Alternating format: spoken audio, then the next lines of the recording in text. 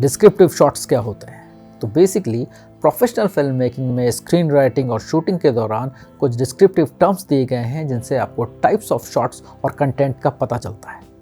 For example, अगर कोई camera vertical axis पे एक्शन को फॉलो कर रहा है तो इसे कहते हैं पैन शॉट। इसी तरह अगर कैमरा ट्रैक और ट्रॉली पे है तो इसे कहा जाता है डॉली शॉट।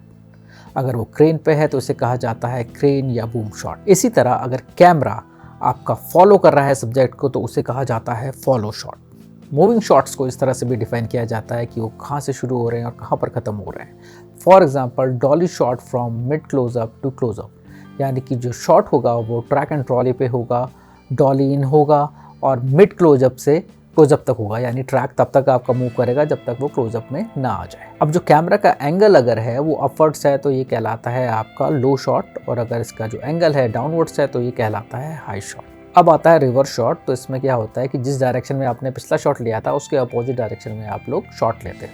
नेक्स्ट है कट इन शॉट, जिसमें आप किसी सीन की पर्टिकुलर पोर्शन में डायरेक्ट कट इन करते हो। फॉर एग्जाम्पल, किसी के हैंड का क्लोजअप या किसी के चेहरे का क्लोजअप। इसके बाद आता है cut away shot. Cut away shot में आप किसी दूसरे इवेंट को दिखाते हो।